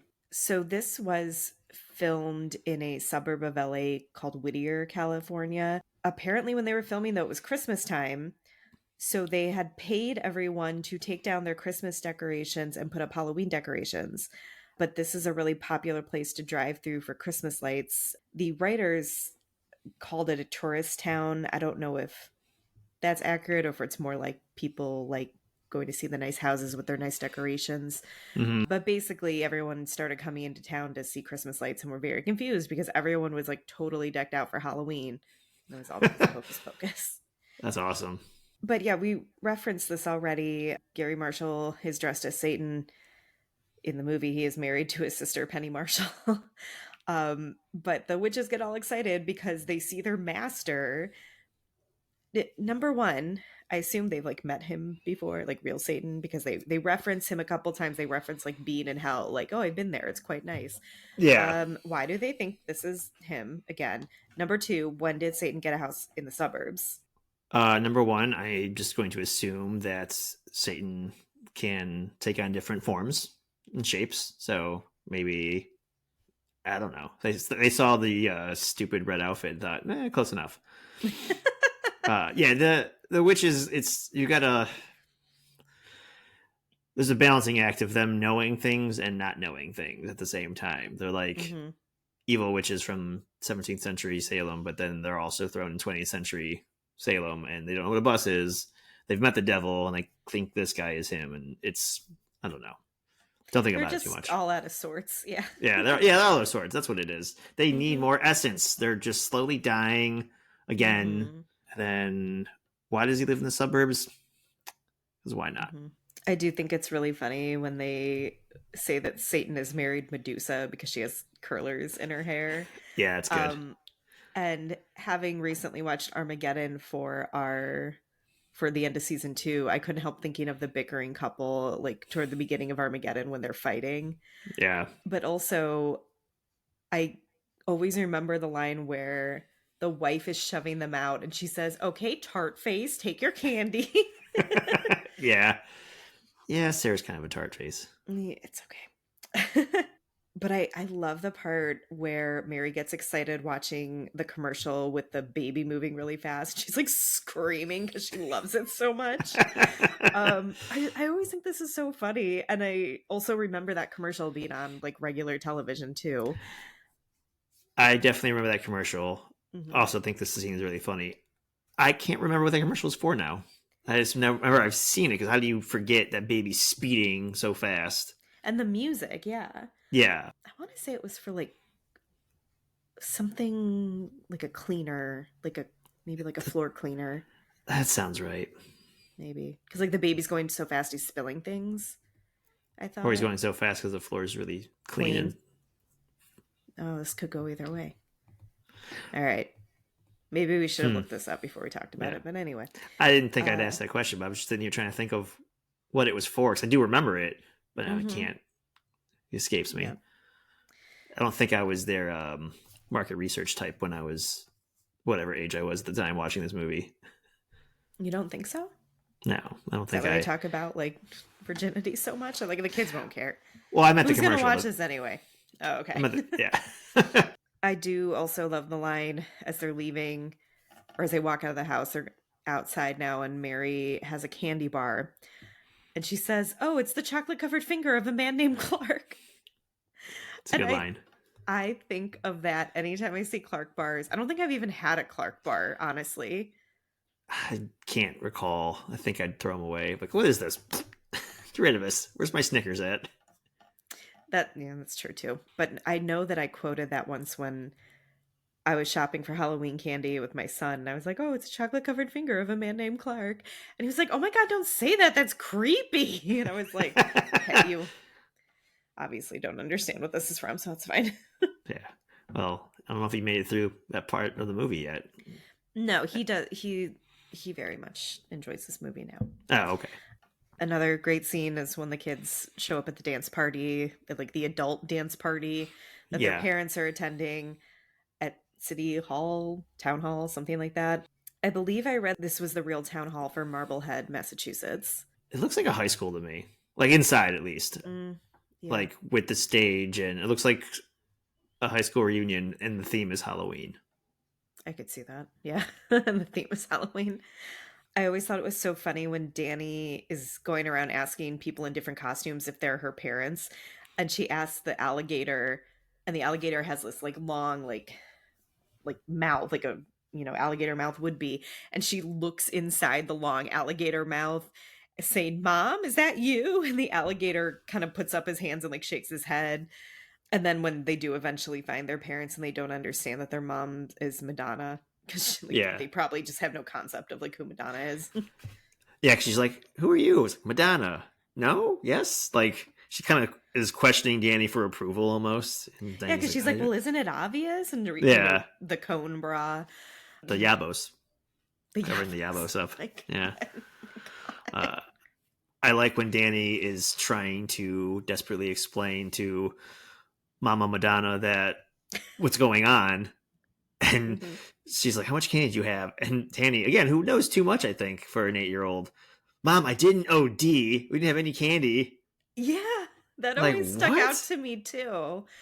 But also, I feel like this is always a thing in movies, like, oh, the kid had too much candy or the kid had too much sugar. Like, I having too much candy makes you think witches are back from the dead. Like, I don't know. Uh, can't say that from personal experience. No. Yeah, I feel like the only thing that's ever happened to my kid is like a tummy ache. Yeah. But I love this whole scene, obviously very famous for when the witches end up on stage singing I Put a Spell on You.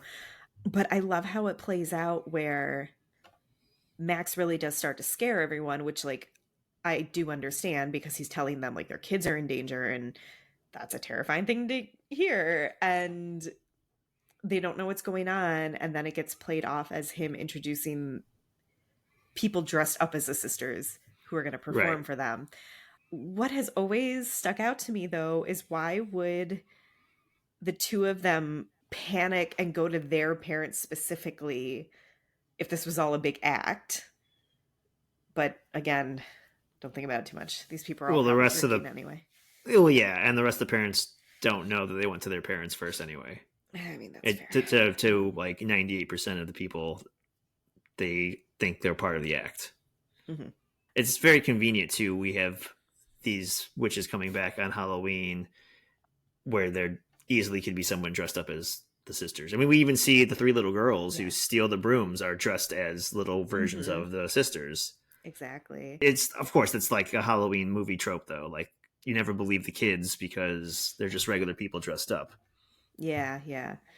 I read that David Kirshner, the writer who originated, the overall story, really fought against this scene because his argument was that he was not making a musical and he didn't want it. He didn't want, you know, Bette Midler performing because then it turned it into a musical, in his opinion.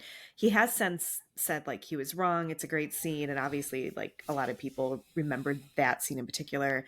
Bette Midler also did a tour, like sort of a greatest hits kind of thing, where she came out and performed this song dressed as Winifred. That's awesome. A much prettier version of Winifred. Like she didn't have all the like the buck teeth and stuff like that, but she had the costume. And from what I understand, it sounded like Kenny Ortega was pretty much like, I don't know, man, I do musicals. Like it was really funny because Yeah. yes, this was not intended to be a musical, but they all whatever pass was taken at the script, they added this scene. And Kenny Ortega was like, yes, like music is my real calling, actually, if you've seen my my resume. I don't think having a music number, one solo music number, it would make it a musical. I don't know. It's a cool moment. They're at a party. It works. There's a Yeah. band playing. Obviously, they Hmm. wrote all that Hmm. in there for the music number, but there's also the story factor where like she puts a spell on them, and now the Hmm. parents are helpless. They're there, presumably they're all at the city town hall meeting dance Hmm. palooza thing. So she puts a spell on them so she could get the children. So it kind Yeah. of plays out also not only as a fun scene, but as plot device. Yeah, absolutely. I will say though, when I was younger, I totally missed this, that they really did put a spell on the parents. It wasn't until I was older when I was like, oh, that's why they were dancing for so long. It's in the lyrics. I know. Um, Somehow we end up going to the school where they lure the witches into a, was it like a pottery kiln? Yeah. Is that okay? How did they, I understand that they had the idea to lure Mm-hmm. them there. How did the witches end up knowing they were in the school? Because Do we Mary know can that? smell them. Oh, all right, whatever. Sarah's powers, she lures children with her singing. Winifred's a smart slash leader. And Mary is the bloodhound. She Okay. smells them out. Yeah, that's they all have a role to play. And Mary followed them to the school, and Mhm. that's how they got there. I thought it was so funny, like generally very funny when they say it's a prison for children, but also we've taken our son to Mystic, Connecticut a couple years back on vacation, and they have a like a ship museum. I can't think of the actual term for it, but it lots of different ships you can like actually go on and explore, but they also have a whole replica of a New England town like in I don't know 1600s 1700s maybe, and it's big enough that you can walk around, like there are blocks you can walk around, Okay. and they have a school. And we when we went into this school, we said something to my kid like, well, what do you think about this, because it's very plain and like stoic compared to, or Spartan, that's the word I'm looking for, compared to shut up, don't laugh at me, his classrooms now, where you walk in and they have like Disney characters hanging on the walls and twinkly lights and whatever. And my son said, "Oh no, this isn't a school. This is jail." And I was like, "No, this is a school." And because it was all gray and like, he's like, "No, no, this is jail." And he Wow. really was shocked that it was a school. I laugh at that line every time. And I think it's still funny as an adult, but definitely, in my younger years of actually having to go to school, I was like, yes, yes, it is a prison for children. Yes, this is a prison for children. Yes. So they end up, assuming that they've killed the witches because they burn in the kiln. When they're all outside in the front yard of the school celebrating, you see a fountain behind them. That is the fountain from the title sequence of Friends, the TV show. Yep. Yep. I don't think I've ever realized that. Yep. And then when you pointed Uh, it out, I was like, oh my, yes, that's very, very much the same thing. There's also a house in the background mhm. that's, but a Thora Birch connection with that house in the background, the big white house, is also the house from American Beauty. I totally missed that. And apparently also used for some exterior shots in National Lampoon's Christmas Vacation. Is this when they're walking back to their house from the school? You see it over Max's right shoulder, and Okay. Allison's like across the street by a tree, which is burned up, and they're like dancing in the street. They just passed the fountain. Oh, okay. It's the big white Hmm. house. Okay, I'll have to look for this next time I watch it, which will probably be soon with my son because it's that time of year. There's a bit here where they basically all go back to Max and Danny's house. They agree they're going to adopt Binks as their cat. And Binks and Max are talking at some point where, Binks is telling Max like to always look out for Danny, that's his sister, whatever. And Max looks at him and says, referring to Emily, his sister, he says, "You really miss her, don't you?" It's like, yes, Max. Yeah. I think the 300-year-old cat does miss his dead sister who was killed by witches when she was 12. Like, it's just such a stupid line. Keep in mind, it is a movie for children. But yes, it's it. Fair, yes. I mean, but how come he doesn't miss like his parents or anybody else or the friends he's made in the 300 years? How many cat friends he's lost? You know what? I hadn't thought about how Binks has spent those 300 years besides learning English, so And guarding the house, which he guarding the clearly house. did a bad job of. Really did a really shitty job at that one. Well, I mean, maybe he was on a smoke break. 300 years of no returning witches, and then Right. Just you think Halloween would be the one day he's really on guard, especially the Halloween with the full moon. yeah, and like the virgins marching around everywhere. I mean, like to be fair, he didn't know, but Yeah, but this is the day that it could happen. So, yeah, fucking Thackeray. like, I feel like I'm having a seizure every time I say it. Like, So the witches don't burn or mhm, something. This part never made sense to me. Is it just part of the spell they get to stay alive? Because like you see like their green essence come out of the chimney, but mhm, then all they do is reverse the shot and it goes back down, and they come out of the kiln like, oh cool, we don't need those children. We need to make the recipe, otherwise it doesn't matter. And they go back to their house. They don't have the book, mhm, so they're trying to remember what the recipe was. And mhm. Winifred's like, okay, yes, I remember X and Y and Z. And she points at her like, yes, and you were over there dancing idiotically. And I just crack up every time when she says that. I think Sarah's also like, yeah, like acknowledging it.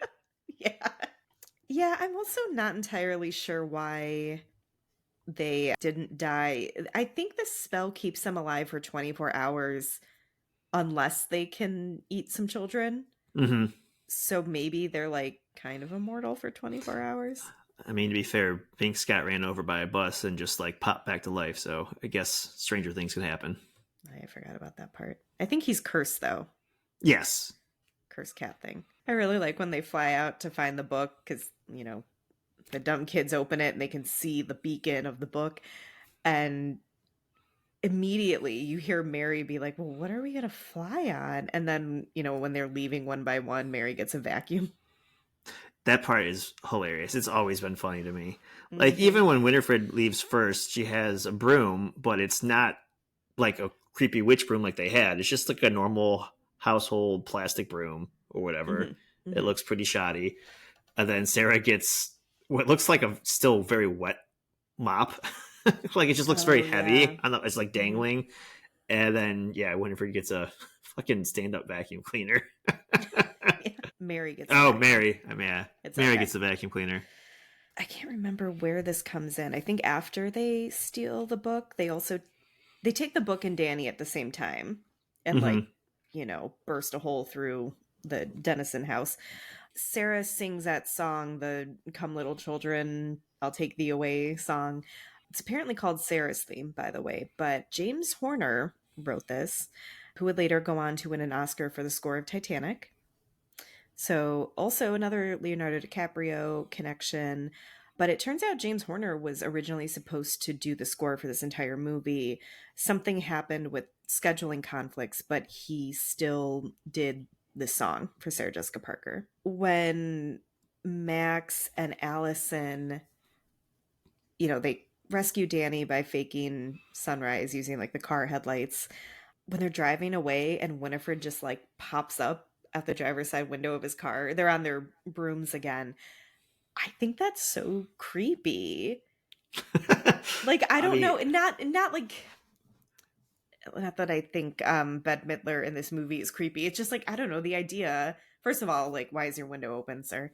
But like they're witches. They could be anywhere. right, yeah. But His window I is don't open know. because it's July. To me, looking back at the movie, having like listened to all these interviews about how this was a scarier movie before, I feel like that to me feels like something that could have been in like a regular horror movie. Oh, And yeah. just them catching up with them, just popping in from the side, like, whoops, like Yeah. the bad guy's It's, still here. yeah, the fact that you can't get away. Yeah. So eventually they end up back in that cemetery and like Billy's still running around. And he grabs Max at some point, but instead of hurting Max, he cuts the stitches open that have been like keeping his mouth sewn shut.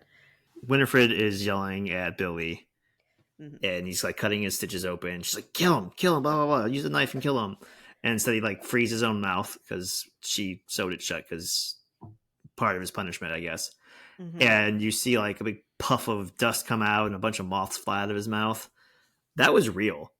Apparently, the special effects guru of this movie put it like a contraption in Doug Jones's mouth. So with live moths and some dust or whatever. And so when he was able to do that, he just like exhaled aggressively to like get the dust to come out, and obviously And the like get moths. everything out. Yeah. Yeah, but that was all in his mouth in a contraption. Well, I Kind mean, of good for weird. him. That's fucking weird, but it's Better so him cool. than me, I guess. Yeah, I mean, that's commitment for sure. Like, Yeah, especially when you think he had kind of a bit part in like a Disney movie. Like, yeah. it's commitment. But I really like this exchange between him and Winifred. Once he finally is able to speak, he calls her a firefly from hell, which I just think Hmm. is very funny. And when she's scolding him, she yells his name so drawn out, like Billy. Like, and it's the way her character talks too, but it makes me think of if you've ever seen when people make fun of how Mulder yells Scully from the X-Files and he's like Scully. And that's like with like all the A's and the Y's. But apparently he was also supposed to call her a bitch and Oh, he didn't think that was appropriate for a family Halloween movie. And so there's a point where I think he calls her a wench or something like more Yeah, old fashioned like that. He was supposed to be bitch and he didn't feel comfortable doing that. that makes Um, sense. I feel like he calls her a trollop too. oh, maybe that Like the could be. first thing, he's like trollop. And he's just like he has all these like insults that he Oh, throws at her. yeah, that's right. Yeah, because, and honestly, like, that's funnier too because it's all like old English, like Yeah, it insults that makes we more don't really sense. use. Yeah, Yeah. But I love when Danny, in order to keep her safe, they decide to put her in the grave, like in Billy's grave, his actual grave. yeah. And they've all also in a split second gotten used to the idea that Billy suddenly isn't a bad guy anymore because like Max brings him back over and he's like, no, no, he's a good zombie now. Mm-hmm. Um, but it's like this, I mean, he's scary, right? It's like a dead man come back to life. We know he smells bad because Max's face tells us that. And Yeah. then also Danny's getting put in a literal grave, and they're all like, "Danny, are you okay?" And she's like, "Yeah, fine." she's a tough little one. Yeah, she warms up to the situation very quickly. He comes back with Billy, and the girls are on high alert, and he's like, "No, it's okay, good zombie." And she's like, "Hi, Billy." Like right Yep. away, like, oh, that was not even like cautiously skeptical. No, just like they're walking side by side like school friends. Right. Yeah. Because you would think even if you believe that suddenly he's like the good guy now, I mean, do you really want to hold hands with the zombie? Like, I probably wouldn't. It's the power of childhood innocence. Right. Speaking of that, there's a point after this where like the witches are attacking them on their brooms basically, so they're not actually like setting foot on the hallowed ground of the cemetery. Danny gets out of the grave, which the whole point of this was they surrounded it with salt that is supposed to keep her safe from the witches. She gets out of the grave to help Billy while he's being attacked by the witches. There's a shot that's the point of view of, I want to say, Winifred, like I think swooping so. down to grab Danny. And Danny just totally freezes and puts her hands up, like sort of shoulder level. And it's like the dumbest looking thing. She just totally, she freezes and she lets it happen. And I don't know. We talk about like Thackeray not doing enough in the beginning to save his sister. Like this is the same energy to me. She just throws her hands up and just gets scooped up. Yeah, this one did stick out to me. I feel it's a little different than Senior Thackeray freezing up. Mostly, I think this is for the purpose of the shot because they have, I'm sure, the camera on a rig coming towards the Mm-hmm. actress. And so she probably couldn't do much physically for this, but it just looks blocked horribly because she does just stand still and her hands are in a way where it, like you said, shoulder length, but like it frames her face. And eventually, when the camera slash, the broom get closer to her, it's like a close up and it's like framed. But when it's not a close up, it looks fucking stupid. Yeah. It's like, she hit her mark, stopped, did what she was supposed to do as a young actress, and about Mm-hmm. that let the camera do its thing. But yeah, it does kind Right. of look a little odd. Sorry, Thora Birch. For the director being known for doing choreography, could have blocked that a little bit better, I think. So at the end, I don't. They get Danny down. I don't remember. I know that they knock Winifred off her broom, and she face plants into the cemetery. And it struck me this time that all this has been made about it being hollow ground. The witches can't set foot here. She's fully like laying in the cemetery, and nothing really happens to her. I mean, I know eventually something happens to her, but it's not immediate. Is all I'm saying. One cannot assume the speed on which Hocus Pocus happens. Okay, maybe she's got to touch it for a certain amount of time for the hallowed sacred ground to do whatever it does to evil witches. I don't know. Uh, yeah, you would think that maybe it would happen faster because they're so adamant about not stepping foot on the ground Mm-hmm. that Mm-hmm. it seems like they could maybe play like the floor is lava if they wanted to. Right.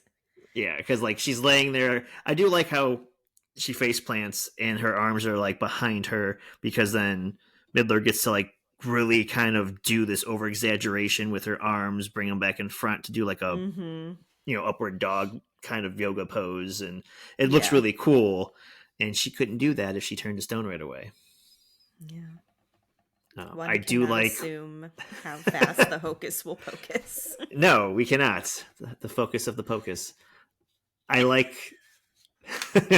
I like they play up that Mary's on the vacuum cleaner because you'll hear the noise of the vacuum like it's I know. actually like it's actually plugged in, but then Yeah. later the girls are pulling at the cord, preventing Mary from attacking Max or whatever. I think that's Hmm. pretty funny.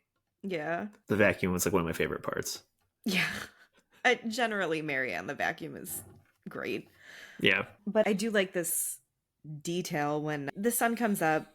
They haven't, ingested any children.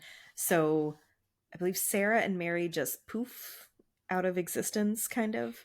yeah, they blow Um, up into colorful yeah. dust.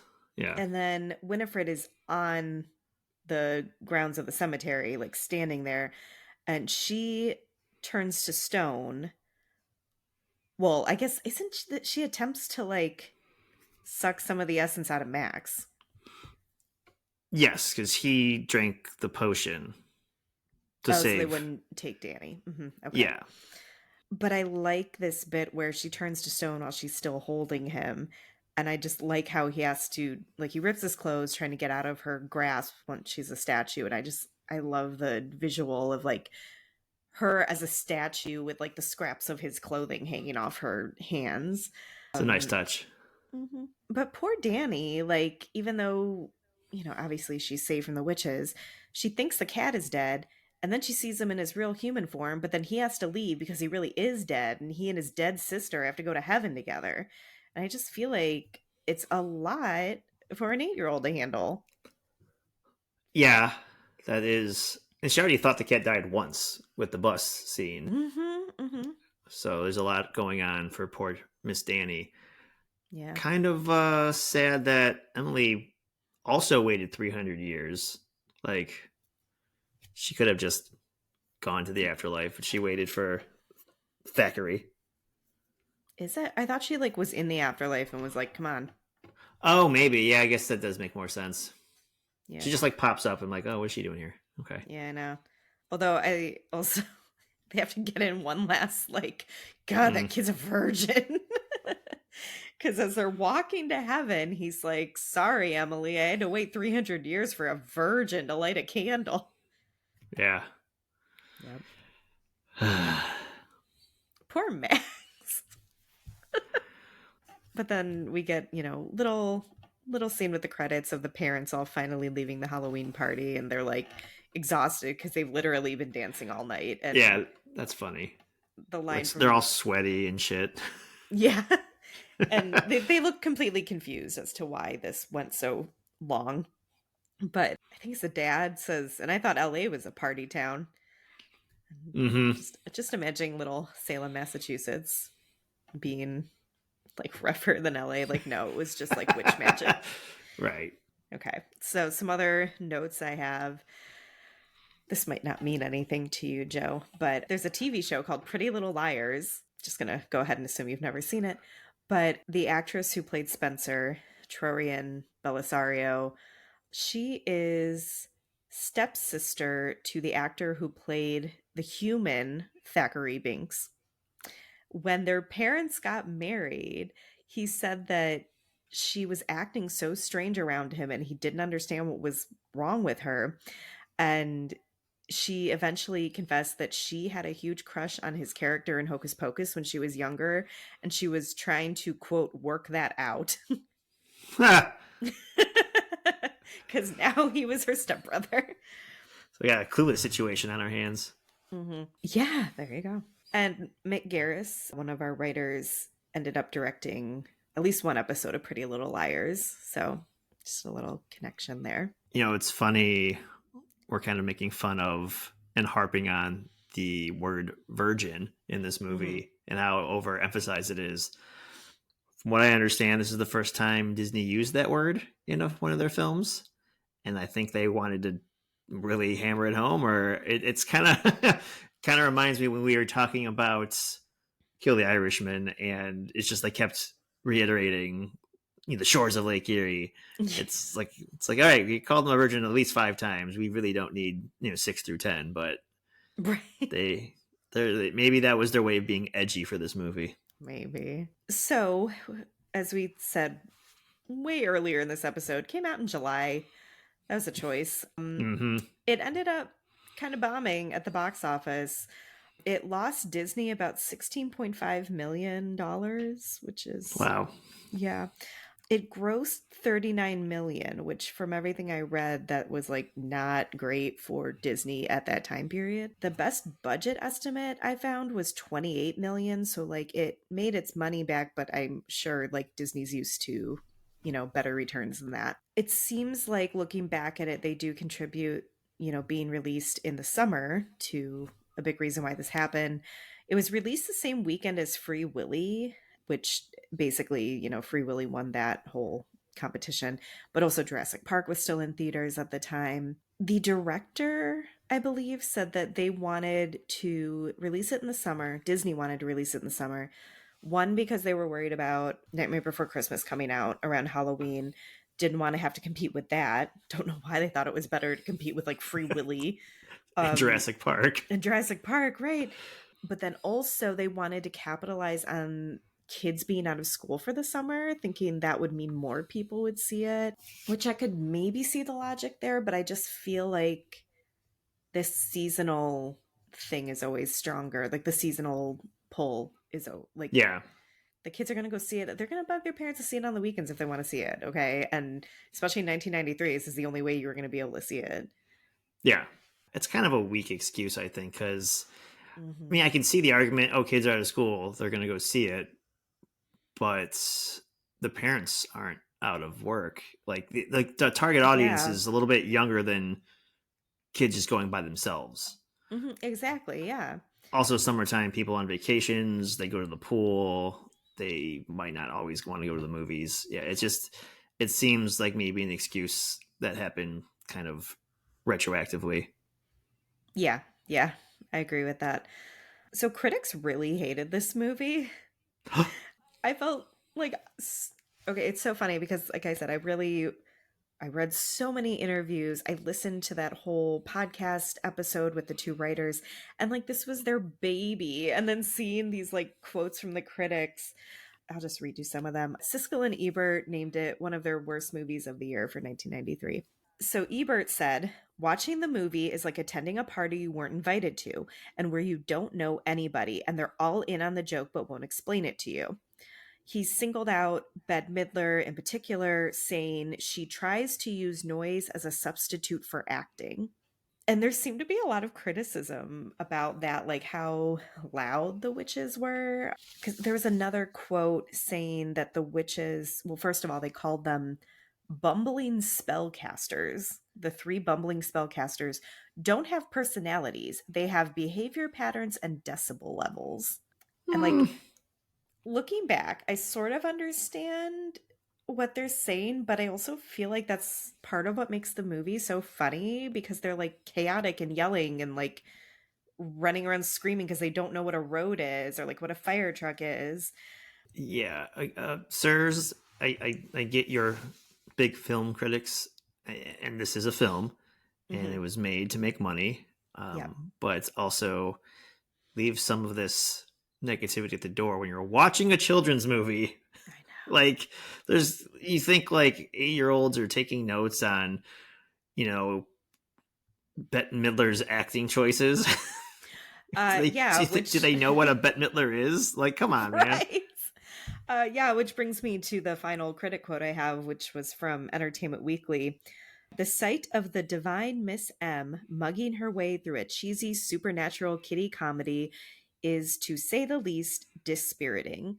And again, like you said, like I understand Bette Midler was like a serious actress at the time, or like, that was what she was known for, I guess. She wasn't known for like we associate her with Hocus Pocus, I think it's safe to say. Absolutely. Yeah. Um, so I could understand just in a sense, like seeing some of these actresses like, oh, you're gonna do like this Disney Halloween movie. But like, why can't movies just be fun sometimes? Like Right. they're loud and chaotic, and that's what makes it like funny. Do you know how funny my kid thinks it is when people just yell in movies? Like Like, there's a reason he thinks this is so funny and why he thinks Elf is so funny. It's because they're loud. I was gonna say, like, how do you think Will Ferrell, Jim Carrey, and Jack Black have made so much money over the years? They Exactly. And I they can have, and Mike completely Myers. yeah, yeah. They have rubber faces and they are very loud. hmm Like, again, I can totally understand if, like, that's not your thing, that type of comedy isn't your thing. But, especially this comparison with, I guess, the rest of Bette Midler's career and this, it's like, I don't know. I watch really serious artsy films and things with subtitles, and I also watch Hocus Pocus. Like, sometimes it can just be fun and Yeah, escapist. yeah, It's fine. it's fine. But so it really was not a mainstream thing. Apparently, even with video rentals, it wasn't really a big hit like after the theatrical run either. The rental stats like didn't bear that out at all, which as we mentioned earlier, like for me that is surprising because I felt like all my friends watch this like every birthday party, every fall, Hocus Pocus. So it was shocking to me that it really was just done and forgotten for the most part in terms of like the mainstream. But it aired on cable. It started airing on cable every year, particularly on the Disney Channel and Freeform, which I believe was ABC Family for a while. They did those 13 nights of Halloween. I think it might be more than 13 now. It might be like a month. But Yeah, probably. yeah, but that lineup would include Hocus Pocus.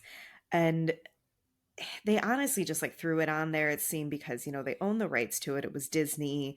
And I think, back to what David Kirshner had said, there aren't a ton of family friendly Halloween things, Hmm. especially that aren't, someone else's IP like Charlie Brown, that it's not like Disney's going to be able to air that.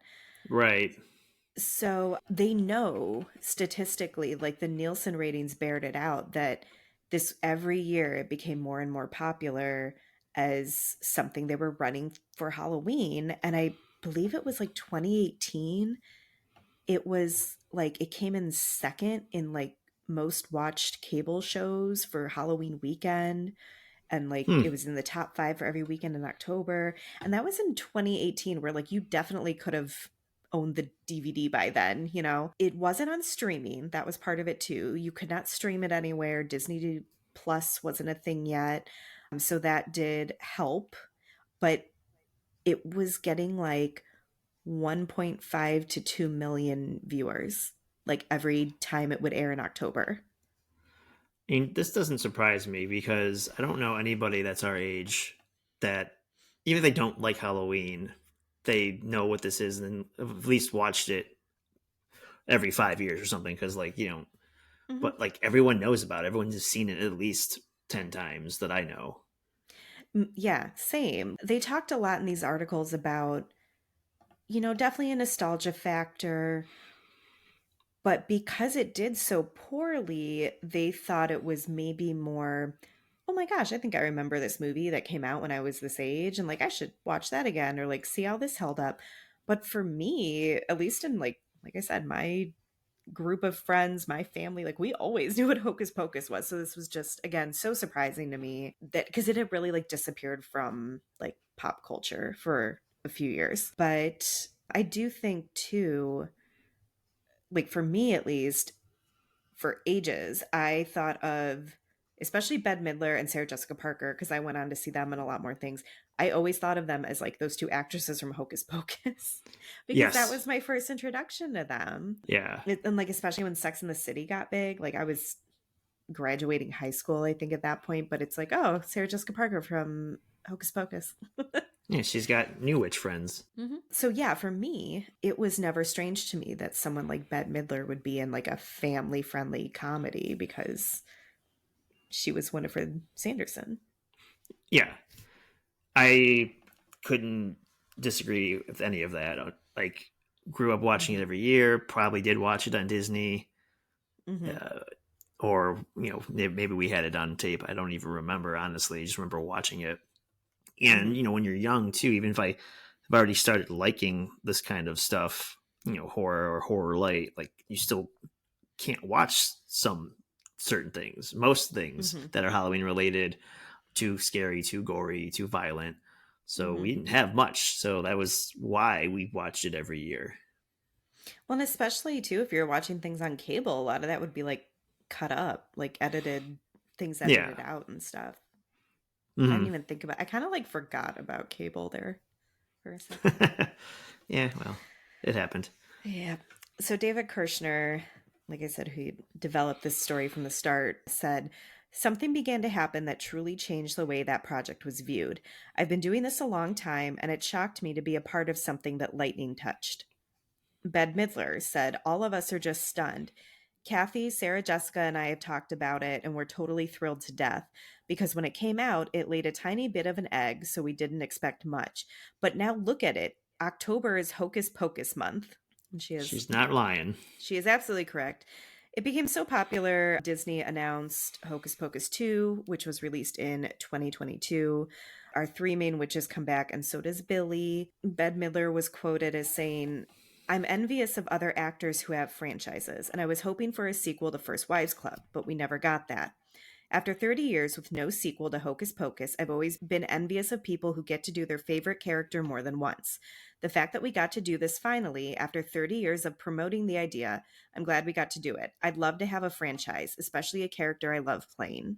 So, Well, your critics didn't like it, Miss Midler, so I guess, I know, her favorite shit on them. character. Yeah. Hmm.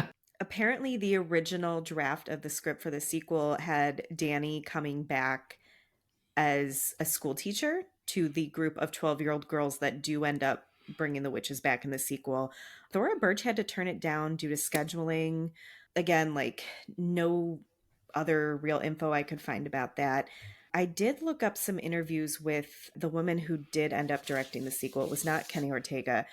They asked her why she didn't bring back Allison and Max, and she said there wasn't a good way they could find to work them into the story. And I guess I don't know if it's producers or Disney were really pushing to have them just pop up in one scene or be in the background. And she's like, okay, think about this. It's a sequel to like your favorite childhood Halloween movie. Are you really going to be happy when like Max Dennison just walks through the background and that's like all you get? Like, I understand what she was saying. When they first announced it, I was surprised like this was the only little bit of the original cast they were going to have back. But hearing her explain it in that sense, I get it. Also, no Binks, no cat. Well, that wouldn't make any sense. He went from Bing Spec to Ghost Thackeray and to heaven. So Fair enough. presumably Hmm. heaven. Yep. As much it'd be cool to see Max and Danny and Allison. Like, I don't think we need them. Like, it's the Hocus Pocus is the witches. Hmm. Like, even Billy is a plus. Yeah. But if I'm going to see everyone's aged, right, for 30 Yeah. years, Yeah. sure. I'm going to see Danny and Allison and Max, and I'm going to be probably let down, whatever they look like, because who knows how Yeah. they've aged, how they're going to be aged in the movie, what they're going to be dressed like, etc. Mm. The witches are going to look like the witches because there were 1600 witches. They're Yeah. just, the actresses themselves have aged, sure, fine, doesn't matter, but like the characters are going to still be intact. How I Hmm. remember Hmm. them in 1992, 3, whatever. Like that's not going Yeah. to change. But the human element that aged, like who knows what teacher Danny's going to look like? It's probably going to disappoint me. That's fair. I would have been more okay with that idea with Danny just because there was a plan. Yeah. And she would have had a role to play where the girls were going to come to her for advice because she had done this before. I could understand, though, if that was their original idea, not really knowing how they would fit the other two in, Max and Allison. But as I said, Kenny Ortega was not asked to come back and direct. This was what he had to say about it. No, they did not approach me to direct it, which was disappointing, but of course, in the end, I was very supportive, wanting for Bet, Kathy, and Sarah to have another crack at it. You let go of things, you surrender, you move on, you don't hold on, you don't have ownership. I would have loved to have gone back and play again, but I didn't, and that's okay. This was funny to me at first because he really did make a name for himself in his career, like post Hocus Pocus. Like I said, he had done High School Musical, which was also Disney. And then I read that sometime before Hocus Pocus 2 was announced, he had signed a multi year deal with Netflix. So I Hmm. wonder if that had anything to do with him not being asked back. I would guess yes. Yeah. And as far as I know, he was not asked back to direct the third one, which has also been announced. I think they confirmed that in 2023, but there doesn't seem to be any real info out about that yet. Keeping it under That wraps. yeah, that's exciting. Did you watch the second one? I I'm, did, yeah. Actually, my parents come over for Halloween and they stay behind to pass out candy. And one year they came over early so we could all watch Hocus Pocus 2 before trick or treating. nice. Did you see I, it? I did. I've only seen it the one time. I remember enjoying it. Mhm. I'm definitely going to give it another watch this year as a few years have passed to kind of see how it held up from the first watch, the sequel that is, and especially now because we've kind of talked about this movie, took our notes, did some research, and want to see how maybe with Hocus Pocus, the original, more on the forefront of the brain, how a rewatch Yeah. of the sequel, how that kind of pans out for me. But I did enjoy it. I thought it was fun. Of course, it's going to be Hmm. different, and there was definitely some modernization as far as Hmm. the setting 30 years into the future, as far as Hmm. from the 90s, and that has a little bit to play on with the plot, Yeah. or just like the sight gags and things like that. I did forget to point out that David Kirshner did return for the sequel. He's the only original writer to come back, which personally I like that since, like we mentioned, this was the whole idea of this story was his to begin with. So maybe that leads a little more, the credentials are there for the sequel. I Yeah, don't know. Instead of it being a whole new team it was nice of Disney to let the guy who invented the story to come back to tell another one. who also invented Chucky. And Strawberry Shortcake. Yeah, Balance. crazy. This is kind of in the Balance. middle, right? It's in the middle. There you go. I still very badly want to know what the scarier, like more horror version of Hocus Pocus was going to be. I want them to, like, with Kirshner and Mick, our other writer, I want them to like write a tell all of what like Hocus Pocus could have been or something. Or just write the script and Yeah. Yeah. change Just a few release things where release it's the original script. Come on. just shoot it too. Just change a few things so it's not just a scarier version of Hocus Pocus, but keep some of the things there. I bet in the scarier version, Billy says bitch. I'm just imagining it though being like, like the scary version of Winnie the Pooh that came out, like the scary version of Bambi. I'm Yeah. imagining it being like like everyone looks like they have rabies now, like in that Bambi trailer. I mean, yeah. Binks has rabies. Not Binks. Not Thackeray. Be foaming at the mouth. He's foaming at the mouth because it's so difficult to say Thackeray. Thackeray. Uh, Sounds like if okay. like it sounds like if Daffy Duck was trying to say Zachary. Okay. Well, aside from this horrible, like, old English name, did this Mm-hmm. movie hold up for you? Of course, every year it does. You get older, and sometimes you just watch things like this out of almost like habit. Like you watch the same Christmas movies, same holiday movies, insert whatever holiday, your favorite Peanuts cartoon. But Right. besides that, it is something I do like. Hmm. Uh, I can't like say like you are saying like, oh, I watch it with my kid because I watch it with the dogs. I guess I don't really have an excuse to watch it besides the fact that it's an enjoyable film for me. Oh, I still watched it every year before I had a kid. My husband and I would go out and hand out candy for the 2 hours, then we'd come in and watch Hocus Pocus. So, but I will say, like, despite it being like a yearly thing for me, I think it's a lot of fun. I think there are maybe some questionable choices that we have discussed, uh, the yabos and the versions of it all. But Yabos. But like, I don't. The three main actresses are so fun. I don't know how you can hate this. Yeah, I like the fact that they're running around screaming, like you said. I like that they've, lack of a better term, uglied up Bette Midler and gave her these like Yeah, rabbit teeth. And yeah. Kathy, who plays Mary, she like does this weird like talking out of the side of The her mouth mouth thing. thing, yeah. Yeah. And it's funny that interview I found with Rosie O'Donnell where she said she didn't want to take the part.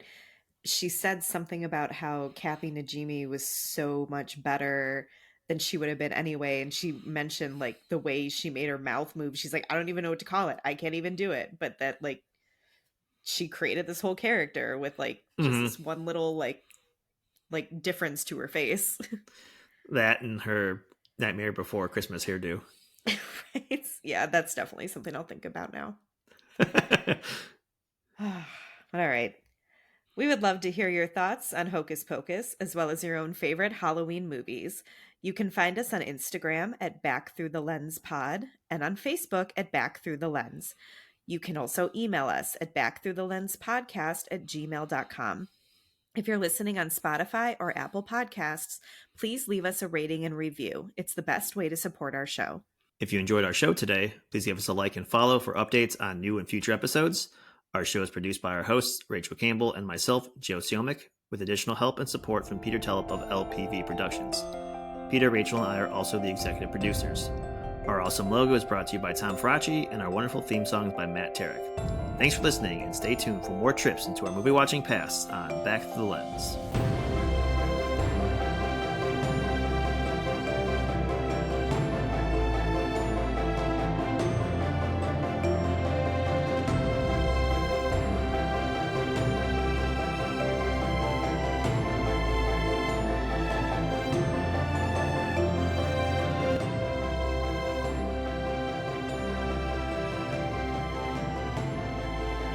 This could be Yeah, you in this ad break before we get into the main part of the movie. yeah, Dell, Dell. Apple. I don't think Uh, they need our advertising. yeah, it'd just be sounds of like a keyboard. Do you need an Apple computer? Do you want to type a podcast scenario up?